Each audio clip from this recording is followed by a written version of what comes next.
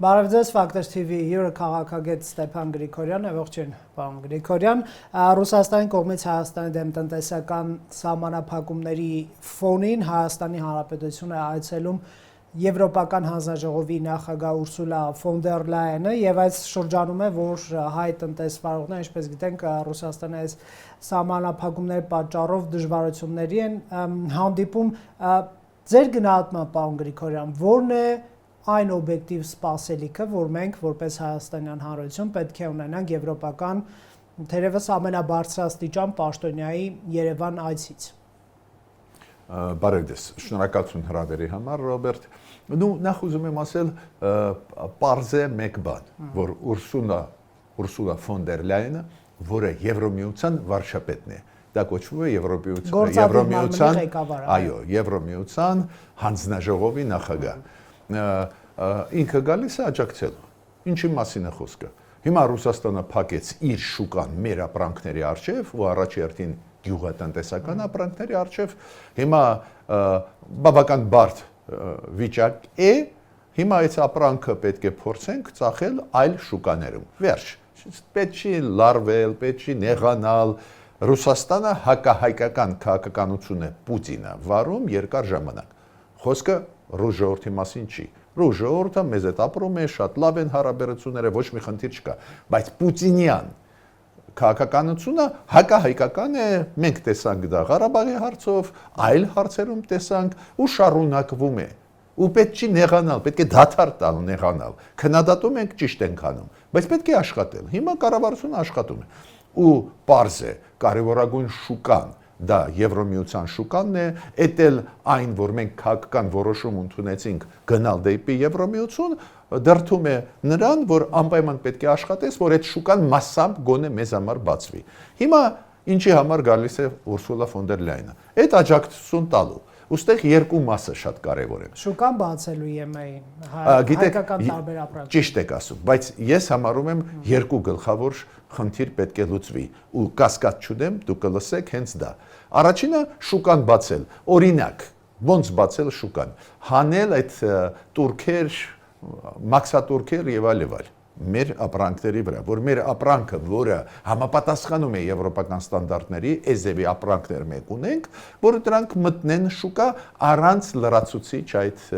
մաքսատուրքերի, որոնք թանկացնում են։ Այդ առաջինը։ Ու այդ որոշումը կլինի, դուք կտեսնեք։ Երկրորդ ուղղությունը աջակցել արագ, որ մի մասը մեր ապրանքների համապատասխանեցնենք եվրոպական ստանդարտների։ Էդ էլ աշխատանքը անչափ կարևոր է, քանի որ մի մասը մեր ապրանքների իրանց որակով մոտ են, ուղղակի մի քիչ աշխատանք պետք է կատարվի։ Ու երրորդը, այսօր այդ երրորդը շատ կարևոր է։ Ուղղակի ֆինանսական աջակցություն տալ մեր գյուղատնտեսությանը, մեր ֆերմերներին։ Դուք մեր կառավարությանը, որը ֆերմերներին այդ գումարները կոպիտ ասած այդ աջակցությունը կտա։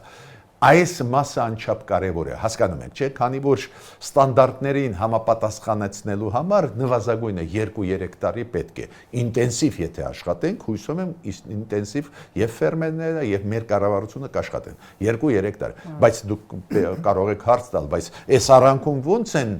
դիմանալու մեր արտադրողները։ Կներեք, ես հարցով լրացնեմ ձեր այս պնդումը։ Հայկական տարբեր արտադրանքներ լավ ստանդարտներ ունեն եւ եվրոպական շուկան կարող է կլանել նրանց, բայց նաեւ կան ապրանքատեսակներ, պարոն Գրիգորյան, որոնք չունեն այդ որակը, որ եվրոպական ստանդարտներին համապատասխան չեն եւ խնդիրը առաջանալու այս սեգմենտի հետ, ոչ թե առանց այդ էլ բարձրորակ ապրանք արտադրողներ, նրանց հետևից գնողները կգան, հա։ Մենք ունենանք օբյեկտիվ սպասելիք, որ այս մարդիկ փլուզման, սնանկության եզրին չեն կանգնի։ Այս մասը պետք է լուծես ինչով։ Այս 2-3 տարվա մեջ այս արտադրողին, որի ապրանքը դեռ չի համապատասխանում, որ աջակցենք 2-3 տարում, որ հասնի այդ ստանդարտների։ Ուրեմն առաջինը ձեր ասածը, ով մոտ է ստանդարտներին, այդ առակ կարելի է լուծել 1, 2, 3 ամսվա հարց է։ Երկրորդը ով պատրաստ չի, ստանդարտները չեն համապատասխանում 2-3 տարի նվազագույնը կանցնի, որ այդ ապրանքա տեսակները համապատասխանեցնեն, բայց երրորդը ուղղակի ֆիզիկապես աջակցել, ֆինանսապես աջակցես, փորձագիտական աջակցություն, բայց ամենակարևորը հենց ֆինանսական աջակցություն։ Այս երրորդը անչափ կարևոր է, որ այդ մեր ֆերմերները դիմանան այս անցումային փուլը, դիմանան։ Ես պնդում եմ այդ երրորդ մասը աջակցության կլինի լուրջ ու հենց Ուրսուլա ֆոն դեր Լայնը դրա համար է գալիս։ Կլինի չորրորդ մաս շատ կարևոր ապաշրջափակման հետ կապված։ Իմ ունեցած տվյալներով Եվրոմիությունը ուզում է աջակցություն տալ Հայաստանին, Ադրբեջանին, դա մի փաթեթով ուզում է տալ, որ ապաշրջափակում գնա։ Ինչու՞։ Դուք կարող եք ասել ինչ կապ ունի այս Ռուսաստանի հետ, որ շուկան փակեց։ Հենց ապաշրջափակումը կլուծի մի մասը այդ հարցերի, քանի որ ապաշրջափակումը ինչ է նշանակում։ Աջակցել Հայաստանին, Ադրբեջանին, որ ավելի արագ երկաթգիծը համատեղ բացեն եւ այլ, որ Հայաստանի ապրանքները նաեւ մտնեն Թուրքիա, մտնեն Ադրբեջան։ Այս չորրորդ փաթեթը կլինի շատ մեծ, իմ ունեցած տվյալներով դա միլիարդների հասնող, 1, 2, 3 միլիարդի հասնող։ Ուրեմն ինքը գալիս է Ուրսուլա ֆոն դեր Լայնը շատ լուրջ ծրագրով։ Ու ստեղ պետք է ասեմ, որ հիշում եք Նիկոլ Փաշինյանը վարչապետը երեք չարաչորել, երբ որ անդրադարձավ, ինքը ասում է մենք սպասում ենք կոնկրետ առաջարկություններ, աջակցություն Եվրոմիությունից ու այս հանդիպման ժամանակ հանդիպումից անմիջապես հետո պրես կոնֆերանս կլինի, Նիկոլ Փաշինյանը ելույթ կունենա եւ Ուրսուլա ֆոն դեր Լայնը ու բարի բուն իմաստով կասվի ինչով կաջակցի։ Օրինակ դուք գիտեք 35 միլիոն Եվրոմիությունը տվեց։ Պարզ է այդ ընթացիկ աջակցություն 35 միլիոն ավելի արագ այսպես հրդեհ մարելու։ Այո, մարելու, բայց այդ գումար չի այս process-ի մեջ, քանի որ մեր առևտուրը Ռուսաստանի հետ իրոք շատ մեծ է, ուրեմն դրա բացը պետք է լուրջ գումարներով եւ տեխնիկական աջակցությամբ դու պետք է փակես ու մյուսը։ Այդ Եվրոմիության ուղղությունն է։ Եվրոմիությունը իր քայլերը կանի։ Ինչքան մենք արագ արձագանքեց, ինչքան ճկուն լինի մեր ֆերմերները, ինչքան ճկուն լինի կառավարությունը, դրանից շատ բան մենք դրականը կստանանք։ Բայց երկրորդը պետք է ման գաս այլ շուկաներ, օրինակ արաբական աշխարհի հետ շուկաներ, Թուրքիայի շուկան, հիմա դուք գիտեք, հիմա առևտուրը Թուրքիայի հետ, ինչքան էլ փակ է սահմանը, առևտուրը Թուրքիայի հետ ուղղակիորեն է, օֆիցիալ է։ Հիմա մեր արտադրողը չպետք է միջնորդ գտնի, որ իր ապրանքը մտնի Թուրքիա, ինքը կարող է ուղղակի ուղարկել Վրաստանի տարածքով, բայց ուղղակի դա էլ տալիս է շատ բաներ, հնարավորություններ, ու պետք է ակտիվ լինես, ինչքան տեսնում եմ, բավական ակտիվ է կառավարությունը, հույսով եմ, որ այդ աշխատանքը կկատարվի։ Շատ կարևոր մենք իհարկե կլուսաբանենք Ուրսուլա ֆոն դեր Լայնի այցի եւ հեռուստադիտողներ առաջարկում են Factor TV-ի կայքում եւ YouTube-յան ալիքում հետեւել նորություններին ամսի 2-ին եւ 3-ին է, չէ, Հայաստանի Հանրապետությունում այցը, բայց այս հարցի եկեք քաղաքական կողմին էլ նայենք, դուք տնտեսական կոմպոնենտը առաջ մղեցիք, որ շատ կարևոր է տնտեսվարողների համար։ Այ ինչու է գնում Հայաստանը այս ռիսկին։ Նկատի ունեմ Ռուսաստանը կիրառում է տնտեսական պատժամիջոցներ, ներկայացնելով քաղաքական պահանջներ, ասելով կամ ԵՄ կամ ԵՏՄ հենց հիմա որոշեք, այսինքն ըստ Մոսկվայի տեսակետի Եվրամիությունը թշնամական կառույց է, օգնում է Ուկրաինային, գիտեք, արևմուտքին են հաճախ նաև մեղադրում Ռուսաստանի դեմ պատերազմ սադրել մեջ, մի կողմ դնենք, որ սա կեղծիք է եւ այլն։ Խոսքը դրա մասին չի, այլ Հայաստանը ինչու է այս ռիսկին գնում չհրաժարվելով օրինակ եվրոինտեգրացիայից, Պուտինի առաջարկը դա է, հրաժարվեք, լավ կլինի ԵՏՄ-ում, չեք հրաժարվում, տնտեսական սահմանափակումներ, առևտուր եւ այլն չեք ստանա։ Ավելի խիստ տեսակետը այն է, որ այդ թվում ընդդիմադիր տարբեր գործիչներ, վերլուծաբաններ ներկայացնում են, որ մենք ուկրաինացման ենք գնում, հա, այսինքն Ռուսաստանի հետ գործ ունեցող ցանկացած երկիր, ժողովուրդ կանգնում է աղետի առաջ, սա արկածախնդիր քաղաքականություն է, Ռուսաստանի հակառակորդներին Հայաստանը տեղ է տալիս, դուրս է մղում Ռուսաստանին ռեգիոնից, սա արդեն ռուսական բուն պաշտոնյաների տեսակետն է, այ Որոնք են օգուտները, որոնք են ռիսկերը, արդյոք նոր աղետի առաջ Հայաստան չի կանգնել, պարոն Գրիգորյան։ Շնորհակալություն հարցի համար։ Ես վերաձևակերպեմ ձեր հարցը։ Միգուցե նույնիսկ հարց ձեզ տամ։ Դուք գիտեք, որ Ղազախստանը 3-4 ստորագրեց Եվրոմիության հետ ծրագիր 10 միլիարդի։ Այս Հայաստանը ինչքան է լավ չաշխատի Եվրոմիությանը, Հայաստանի գումարները, համագործակցությունը ֆիզիկական կարող է լինել 100 միլիոն, կես միլիարդ, 1 միլիարդ, բայց 10 միլիարդ չի լինի։ Դուք գիտեք, որ Ղազախստանը ունի SEPA, այն պայմանագիրը, որը մենք ունենք Եվրոմիության հետ, նույնատիպ SEPA ունի Ղազախստանը Եվրոմիության հետ։ Ինձ հավատացեք, եթե կարդաք, կտեսնեք, որ ծավալը, մասշտաբը համագործակցության, ասենք, մոտավորապես 5 անգամ ավելի մեծ է։ Բայց ղազախները օրենք չեն ընդունել ԵՄ անդամակցելու պրոցեսը։ Բայց կներեք ինձ, ղազախները նաև ԵԱՏՄ-ի անդամ են։ Ռուսաստանը պետք է խանդոտ չէ ընդունի, որ 10 միլիարդի համագործակցություն ու շատ կարևոր ոլորտներում, նաև այդ թվում միջուկային էներգետիկայի ոլորտում, կներեք ինձ, այնտեղ ռուսները ունեն բարիս բուն իմաստով ուղակի շահեր Ղազախստանում, ատոմային էներգետիկայի ոլորտում, տրանսպորտ կոմունիկացիոն ոլորտներում, ինչ եմ ուզում ասել, ֆորմալ ինտեգրացիոն այս որոշումը այդ գլխավորը չի Ռուսաստանի համար, ուղղակի դրան կարճում են մեզ որ նեղացնեն, բայց եթե նայեք ինչ ստորագրեց, ուղղակի 2 օր առաջ Ղազախստանը Եվրոմիության հետ, այդ նախկին ստորագրվածը, որ ակտիվ աշխատում են, հիմա չեմ ասում, այս վերջի 10 միլիարդանոց պայմանագիր, դա ուղղակիորեն գնալ դեպի Եվրոպա։ Հիմա դե յուրե ինտեգրվել կենտրոնական ասիական երկրները չեն կարող, դա Եվրոպայի մաս չի, բայց այդ ինտեգրացիան ավելի ուժեղ է։ Ինչ եմ ուզում ասել, այդ ինչի Ռուսաստանը չի վախացնում, չի բանա սպառնում Ղազախստանին։ Այս ինչի հետ է կապված։ Ես բացատրություն կտամ, բայց մինչև այդ ուզում եմ ասել, հիմա վերցնենք Ադրբեջանը, որը եվրոինտեգրացիա չի գնում, դուք ճիշտ եք, բայց Ադրբեջանը բերդում է պահում Ռուսաստանի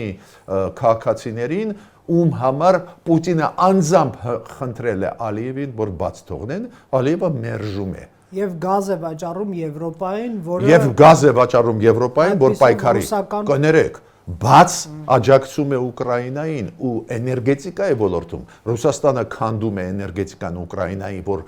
ծնկի բերի, Ալիևը ուղարկում է էներգետիկայի վերականգնող սարքեր եւ այլ եւ այլ։ Դուք բաց է Ռուսաստանի դեմ, ինչի իրենք չեն վախացնում։ Ուրեմն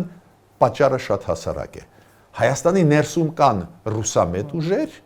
Ադրբեջանում, Ղազախստանում այս դեպի բան չկա։ Դες Ռուսաստանը մեզ վախացնում է մի պատճառով, որ ներսում կա ուժեր, որոնք կարող են Ռուսաստանի շահերը առաջ տանել։ Մինչդեռ Ղազախստանը, Ադրբեջանը ոչ պակաս կոշտ քայլեր են անում Ռուսաստանի դեմ, Ուկրաինային աջակցելով, Ղազախստանը միջազգային հանրության հարթակներում չի քվեարկում իօգուտ Ռուսաստանի շատ հարցերում, դա էլ ձեզ ասեմ, միտքս ինչու՞մ է։ Ես ուզում եմ ասել, որ մենք, որ չունենանք այդ սպառնալիքները, որ խոցելի չլինենք, մեզ մոտ պետք է իրոք քաղաքական ուժերը մի քիչ պատասխանատվության մոտենալ։ Խոսքը գնում է ռուսամետ ուժերի, որոնք ակնհայտ Ռուսաստանի նարատիվները ստեղ տարածում են, ու իրենք մի քիչ պետք է հավաքեն իրանց, քանի որ մեզ սպառնում են դրա պատճառով, ոչ թե այն պատճառով, որ կառավարությունը գնում է եվրոինտեգրացիա։ Ես ձեզ ավելին ասեմ, ասենք վաղը կառավարությունը ասում է, լավ, Ռուսաստան, լավ, էլի, արի լեզու գտնենք, ինչա քեզ դուր չի գալիս, կանգնացնի եվրոինտեգրացիան։ Ասի մենք հրաժարվում ենք, էդ էլ հաշվի առնելով, որ հիմա էլ մեծամասնությունը ունի քաղաքապայմանագիրը, ասենք Ռուսաստանը էլ ավելի ուժեղ կճնշի։ Հասկացաք միտքս։ Դες Ռուսաստանի ճնշումը կապված չի, որ դու գնում ես եվրոինտեգրացիա։ Ռուսաստանը քեզ ուզում է տեսնել որպես ֆորպոստ, որպես ենթարկվող, ինչ ասես պետք է անես, հասկացաք միտքս։ Դες Ռուսաստանը ոչ թե եվրոինտեգրացիայի, միայն եվրոինտեգրացիայի պատճառով դժգոհ է, այ դժգոհ է, որ դու զենք առնում ես Ֆրանսիայից եւ Հնդկաստանից։ Իրանք ասում են՝ «Խի մեզ չեք ենթարկվում»։ Կնայեք, օբյեկտիվ պատկերն այն է, որ ձեր ասած ռուսական կողմնորոշման ուժերը մեծացրին իրենց կշիռը խորհրդանում։ Այսինքն երկուսի փոխարեն կարող է 3 ընդդիմադիր ուժ հայտնվել, որոնք ըստ Ռուսաստանի հետ հարաբերությունների լավարկման, ԵՏՄ-ից դուրս չգալու, հապկից դուրս չգալու կողմնորոշում ունեն, ես ագենտ, գործական նման բառեր չեմ օգտագործի, այսինքն հակված են Ռուսաստանի հետ պահպանել կամ խորացնել, լավարկել հարաբերությունները, այսինքն այդ իմաստով ասում եք Ռուսաստանը մեզ ճնշում է, քան որ քաղաքական ուժերի վրա ունի ազդեցություն, ռուսամետներ կամ եւ այլն, խորհրդանում քվեները շատանում են, հա, մանդատները կարող է մի քիչ քչանում են, ավելանում են եւ բայց չէ, մանդատներն էլ են շատանում, պարոն Գրիգորյան։ Ну, մի քիչ շատացան, դուք ճիշտ եք Դա ասում։ ինչ է նշանակում Բայց ցանկացած դեպքում, ну, առաջինը ակնհայտ մեծամասնությունը, մոտավորապես 60%-ը իօքուտ Հայաստանի, ես կասեի այդպես, դիվերսիֆիկացիայի քվեարկեց։ Ոչ միայն իօքուտ եվրոինտեգրացիայի։ Աջակցեցին Փաշինյանի քաղաքականություն, որը վարում է այսօր։ Հիմա պարլամենտում ուղիղ 60% մանդատների Փաշինյանը ունի։ Այս 49%-ը ընտրությունների ժամանակ պարլամենտում վերածվեց 60%-ի։ Օրենքի, այո, օրենքի համաձայն այդ ԲՀԿ-ի անցնել չանցնելով մի քիչ բան կփոխի։ Նո այնտեղ կփոխեր, այո, 2-3 մանդատ։ Շատ էական չի, բայց 2-3 մանդատ էլ կպակասացներ կարող է, բայց այսօր եթե նայեք, քաղաքապայմանագիրը ունի շատ կայուն մեծամասնություն, ոչ սահմանադրական մեծամասնություն, բայց կայուն, ինչը դա նշանակում, ժողովուրդը ընտրություն կատարեց, բայց ես այնուամենայնիվ ժողովրդից դժգոհ չեմ, ժողովրդի մի մասը իրոք մտավախություն ունի, ինչի մենք անպայման ասում ենք, այ մենք ասում ենք եվրոինտեգրացիա, ուրիշ ուրեմն մարդ է, որը մտավախություն ունի, որ Ռուսաստանը ցավոտ մնկալի, ինքը միանշանակ սխալ է, ոչ, այդպես չի, ու շատ նորմալ է, որ մեր հասարակությունում 60-ը 40-ին բաժանվեց, շատ նորմալ է, 60-ը ասում է մեր տեղը Եվրոպան է, մեր տեղը ժողովրդավարությունն է, այդ էլ ձեզ ասեն, եւ դիվերսիֆիկացիա, որ բոլորի հետ պետք է աշխատենք, նաեւ այդ թվում արաբական աշխարհի հետ, նաեւ այդ թվում կենտրոնական Ասիայի հետ, հասկանում եք։ 40%-ը մտավախություն ունի, որ շատ եթե հեռուանանք Ռուսաստանից, Ռուսաստանը հակարված կտա։ Դա էլ նորմալ է։ Ու հիմա պարլամենտում այդ բանավեճերը կլինեն եւ այլ, բայց իմ ասածը մի քիչ ուրիշ է։ Այս ուժերը ում տվեց ժողովուրդը մտավախություն ունենալով, այդ ուժերը այնուամենայնիվ ես գիտեք այդպես կասեմ, այնուամենայնիվ այդքան էլ ինքնուրույն չեն։ Մի քիչ մեղմ եմ ասում, քանի որ ես տեսնում եմ նույնիսկ այս վերջի ելույթները նույն ուժեղ Հայաստանի առաջնորդի շատ նման են ինչ ասեց ուղակի 2 օր առաջ այդ փոխ արտգործնախարարը Ռուսաստանի Միխայել Գալուզինը։ То есть այդ իրանք են ինչ որ բան ասում, հետո ես համեմատում եմ ինչ ասեցին վերջի ժամանակներս Պուտինը, տարբեր բաներ, նաև այդ թվում, որ Եվրոմիություն գնալը դա վտանգավոր է, քանի որ Եվրոմիությունը ուզում է թույլատրել Ռուսաստանը այս տարածաշրջանում։ Եվրոմիությունը ռեալ դառնում է ուժային կառույց, որը Ռուսաստանի դեմ է ստացվում, Հայաստանը Ռուսաստանի դեմ է թշնամիների հետ։ Այս դեպի մտքեր այնուամենայնիվ պատտվում են։ Դուք շատ լավ հիշեցրեցիք, որ այդ ուժերը եւ Հայաստան դաշինքը եւ ուժեղ Հայաստան եւ Բարգավաճ Հայաստանը հիշում եք, ասում էին հապկի հետ մենք սխալ արեցինք, չէ՞, միտքը նա էր, որ պետք է վերականգնել հապկում։ Հա, то есть ինչ եմ ուզում ասել, այդ երեք ուժերը հիմա դուք կարող եք ասել դա ինքնուրույն կարծիք է, շատ լավ, բայց ինչի անընդհատ համընկնում է Կրեմլի կարծիքի հետ։ Ես էլ ձեզ ասում եմ ուրիշ բան, ու իրանց էլ ասում եմ։ Հապկը ի պաշտոն է ասեց, դա Ստեփան Գրիգորյանի ասածը մեկնաբանությունը չի։ Հապկը ի պաշտոն է ասեց, երբ որ Ադրբեջանը 2022 թվին սեպտեմբերին մտավ, հասավ Ջերմուկ։ Հապկը ի պաշտոն է ասեց, դա միջ սահմանային ընդհարումներ։ Միջսահմանային, դուք գիտեք դա, միջազգային նորմերը, դա 50 մետր այս կողմ, 100 մետր այն կողմ։ Եթե 6 կիլոմետր մտան, դա կոչվում է ագրեսիա։ Միջազգային նորմերով եմ ասում, այդ Ստեփան Գրիգորյանի ասածը չի, խնդրում եմ, էլի ինձ մի վերագրի։ Ուրեմն հապկը ասեց, որ դա վիճելի տարածք է Ջերմուկը։ Ես էլ ասում եմ, դուք երբ որ ասում եք ժողովուրդ, պետք է վերականգնեք հապկում, դուք ընդունում եք այդ դիրքորոշումը հապկի։ Մի վարքան, այս ուժերը ասում են ՀԱՊԿ-ն չօգնեց, Ռուսաստանը սահմանափակումներ մտցնում տնտեսակայել է Փաշինյանի սխալ քաղաքականության արդյունքում։ Մենք գտնվում ենք ԵՏՄ-ում, բայց նա եվրոինտեգրման օրենք է ընդունել, այսինքն սադրում է Ռուսաստանին, կամ նույն Կարապետյանը ասում էր Փաշինյանը եթե վերընտրվի տնտեսական պատերազմ կլինի, կամ Փաշինյանը խաթարել է հիմնական դաշնակիցների հետ հարաբերությունները, նկատի ունենալով Բելարուս, Ռուսաստան, ՀՊԿ, ԵՏՄ, այսինքն այն բացասական քայլերը, որ Կրեմլի կողմից տեսնում ենք, այսօր մեր տնտեսվարողներին պատժում է եւ այլն, դա Փաշինյանի քաղաքականության արդյունքն է, այսինքն Փաշինյանն է մեղավոր դրա համար, պարոն Գրիգորյան, նրանց ասածը դա է։ Հիմա ես ասում եմ ոնց է եղել։ Ռուսաստանը, չգիտեմ պատճառը որն է, պետք է խորանանք։ Իմ կարծիքով դա կոռուպցիայի հետ կապված էր։ Ռուսաստանը որոշում ընդունեց Ղարաբաղը տալ Ադրբեջանին։ Հակառակ դեպքում Ադրբեջանը չէր համարձակվի պատերազմ սկսել։ Նույնիսկ եթե Թուրքիան աջակցում էր եւ այլն։ Ինքը որոշեց տալ։ Իմ կարծիքը նա էր, որ դա ստրատեգիկ Ռուսաստանի ստրատեգիայի հետ կապված չէր, դա ուղղակի փողի հարց է, իմիջիալ ձեզ ասեմ, այդպես չի էլի, որ Ռուսաստանի գեներալները չեն սիրում լավ ապրել։ Իմիջիալ այդ Հայաստանում դա կա այսպիսի նարատիվ, որ իբր Ռուսաստանի զինվորականները բոլորը հայրենիքի մասին են մտածում, այդպես չի։ Իրանք նորմալ մարդիկ են, սիրում են փող, սիրում են խավիար, սիրում են նավթ, նավթի հոտը շատ են սիրում։ Այդ մեծ գաղտնիք չի։ Այդ իրանց իրար հետևից իրանց հենց Ռուսաստանում ձերբակալում են կոռուպցիայի։ Իմ կարծիքով դա կոռուպցիայի արդյունք էր, ու դա բերեց նրան, որ կոպիտ ասած քաղաքական որոշում ընդունվեց իօքուտ Ադրբեջանի։ Պարզը Նիկոլ Փաշինյանը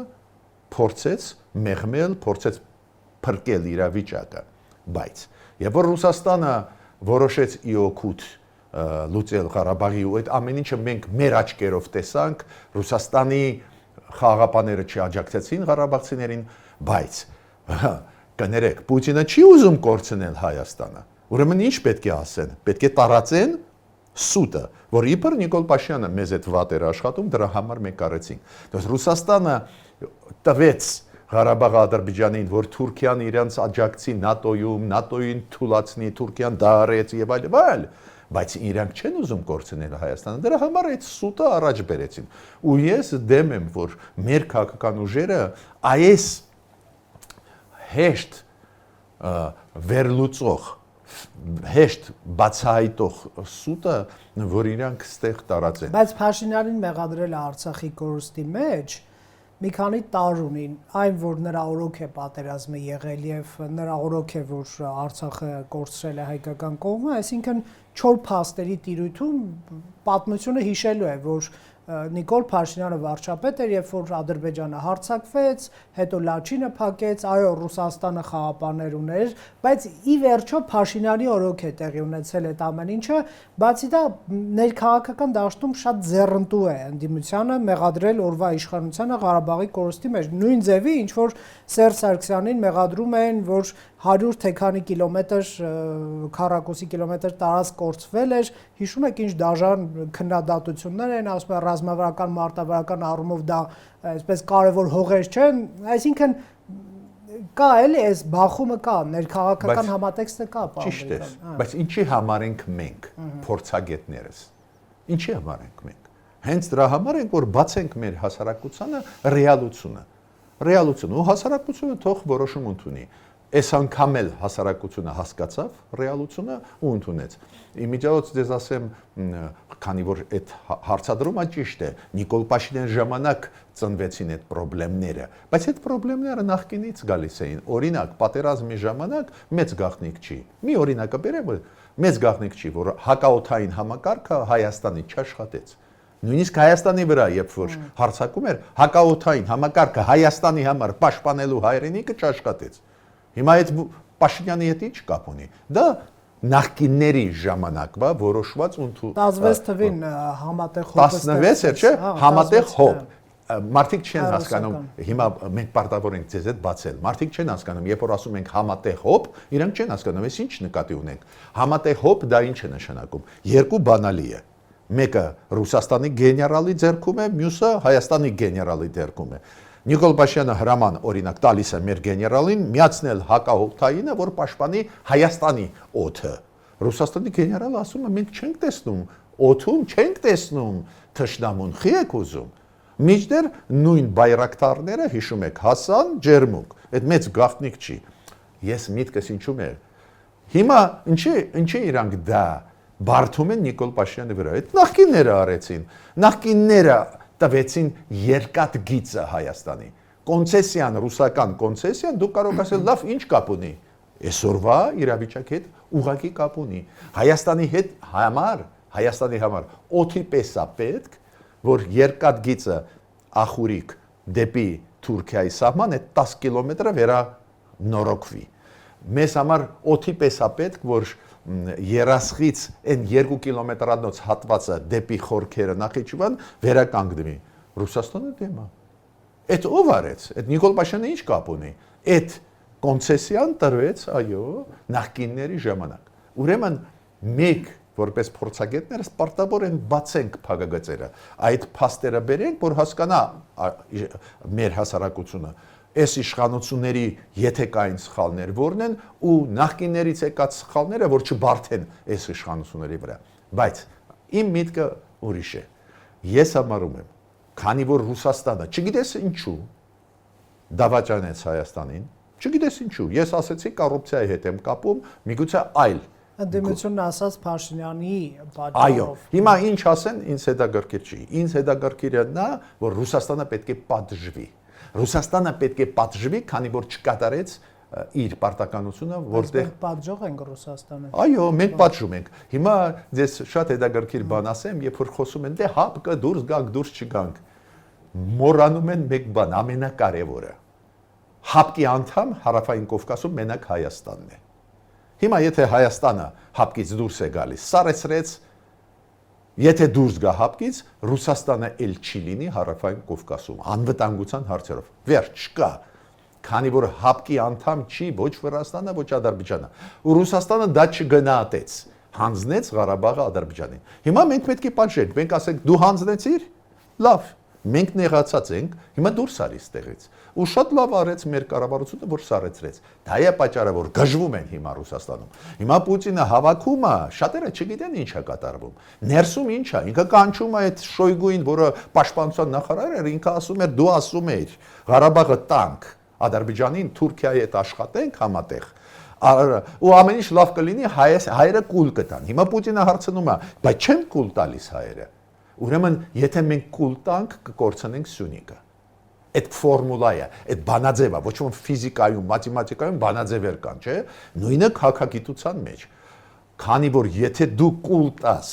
որ քեզ խաբեցին, քեզանից օտարեցին հայրենիքի մի մասը եւ այլ, ուրեմն դու քեզ կարելի է խաբել։ Մենք պետք է ցույց տանք, որ մեզ չի կարելի խաբել։ Դες Ռուսաստանը սխալ արեց, պետք է պատժվի ու պատժվում է ու մյուսը։ Շատերը մտածում են, որ մենակ մեզ է նեղություն տալիս, որ Ռուսաստանը շուկան փակեց։ Հիմա բոլորը Ղրղստանը, Բելարուսը,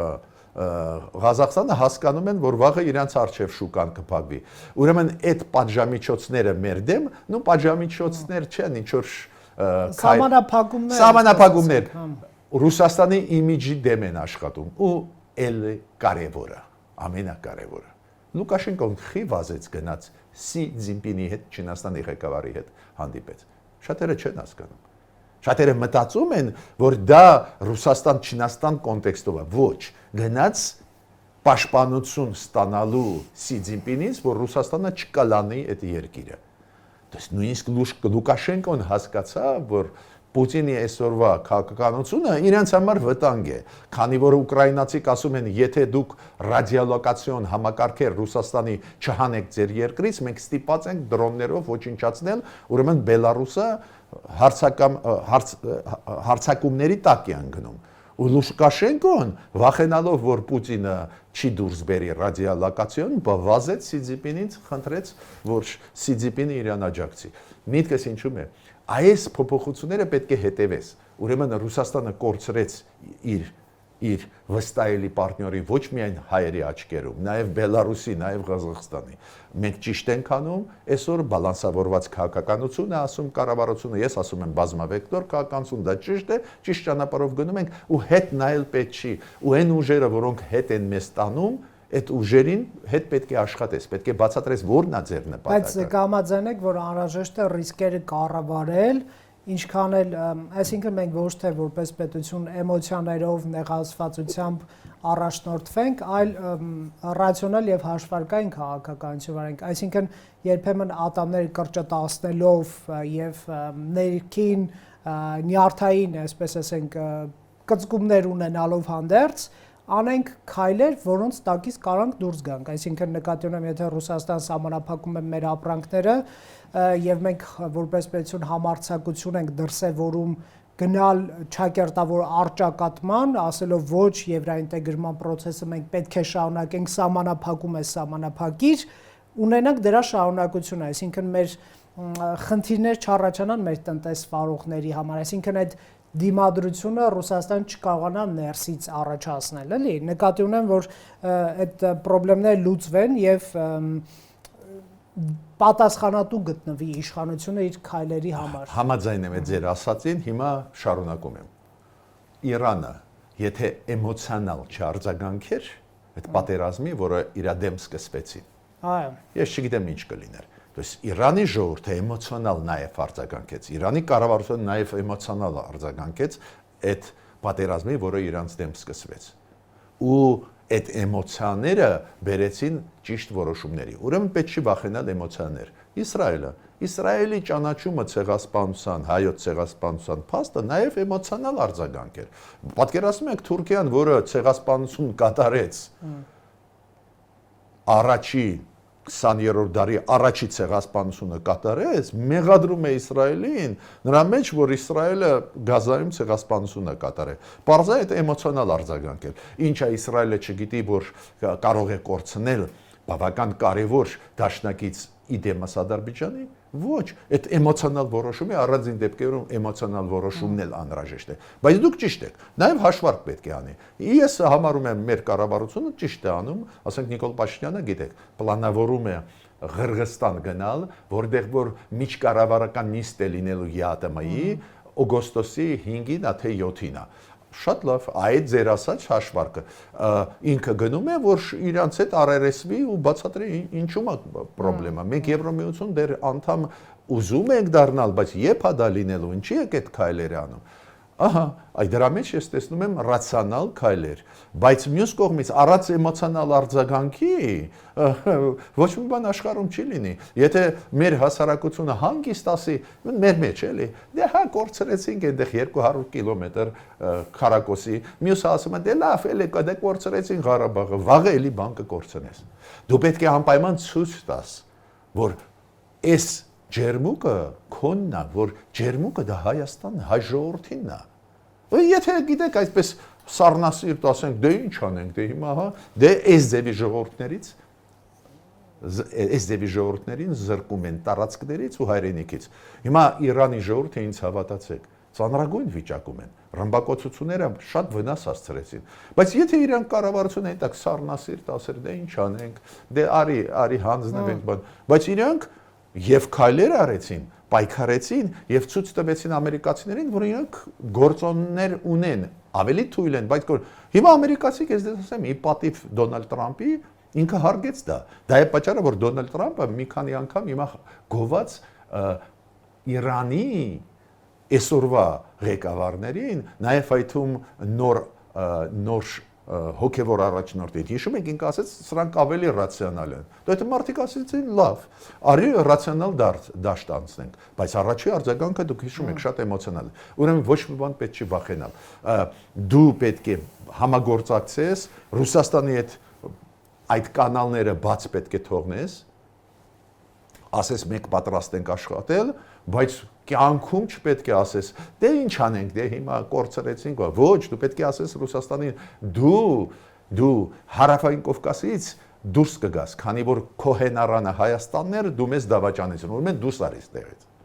Շնորհակալություն, քան որ ամառային արձակուրդների սեզոն են, մարդկանց խորհուրդ տանք գնալ հանգստի ջերմուկ օրինակ։ Չէ՞։ Եվ Հայաստանում հանգստանալ, նաև դա շատ օգտակար է,